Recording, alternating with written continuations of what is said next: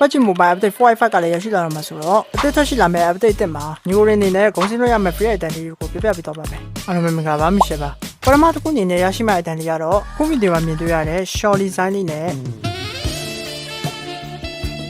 office skin တွေက season outfit အနေနဲ့ရရှိအောင်ပါညီကိုတို့တည့်ရတဲ့အတိုင်းပဲပတ်ချင် mobile ဘက်ကလည်းဒီလိုရဲ့လန်ဆာ season outfit တွေကိုဒီမျိုးတွေထုတ်ပေးနေကြဆိုတော့ခုလိုမျိုး short design လေးနဲ့ outfit လေးထုတ်ပေးလိုက်တာလေတစ်ဆန်လေးဖြစ်သွားလို့ပြောမှာပါနောက်ရရှိမယ့် item အနေနဲ့ကတော့ Naruto van နဲ့အတူ Naruto outfit ပုံလေးလည်းပေါဝင်လာမှာဖြစ်ပြီးတော့ပုံထဲမှာဆိုရင် Naruto ကင်းမှာဝတ်တဲ့ Naruto outfit ရယ် Chunin Ninja တွေဝတ်တဲ့ Chunin outfit ရယ် Anbo Ninja outfit ရယ် Hokage outfit ရယ်နဲ့မြန်မာနိုင်ငံက Naruto fan တွေရမ်းကြိုက်ကြတဲ့ Akatsuki outfit ဆိုပြီးတော့ outfit 5 ခုပေါဝင်လာမှာပါ outfit တွေကလည်းဘိုင်းအောင်ကတ်နဲ့လေလို့ရမယ်လို့သိရတာမလို့ဘိုင်ပြက်နေကျွန်တော်ရဲ့ညီကိုရင်းအနေနဲ့ကတော့တော်လေးအဆင်ပြေသွားမယ်လို့ထင်မိပါတယ်နောက်ဆုံးအနေနဲ့ရရှိမယ့် item လေးကတော့ outfit skin မဟုတ်ဘဲနဲ့နည်းနည်းလေးထူးဆန်းတဲ့ weapon skin တစ်ခုရရှိမှာပါအဲ့ဒါလေးကတော့ညီကိုရဲ့မာသားတွေကမကဘဲနဲ့ Asian မာသားတွေရဲ့စွမ်းအားကြီးဆုံးအသေးဆွဲလက်နက် slipper လို့ခေါ်မလား sandal လို့ခေါ်မလားမြေရှုံးမိုးပြန်တဘိုးဖက်တက်ပြန်တွေက update တင်တဲ့သူပေါဝင်လာတော့မှာပါပြီးတော့အရင်တော့နောက်သွားတဲ့ကောင်လေးတွေကိုဖက်နဲ့ချွတ်ရမယ်ဆိုရင်ညီကိုရဲ့အိမ်မက်ကိုလည်းပတ်ချင် mobile ဘက်ကနေဖြည့်ဆည်းပေးလိုက်ပြီးလို့ပြောလို့ရမှာပါဒီကတော့ဒီလောက်ပါပဲပတ်ချင်ဆော့ရဲ့ညီကိုတွေအတွက်အခုလိုမျိုးအသုံးဝင်တဲ့အကြောင်းအရာတွေကိုအများတင်ဆက်ပေးတော့မှာမလို့ channel လေးကို follow လေးနဲ့ခဲ့ပြီးပုံမမေ့နဲ့အောင်နော်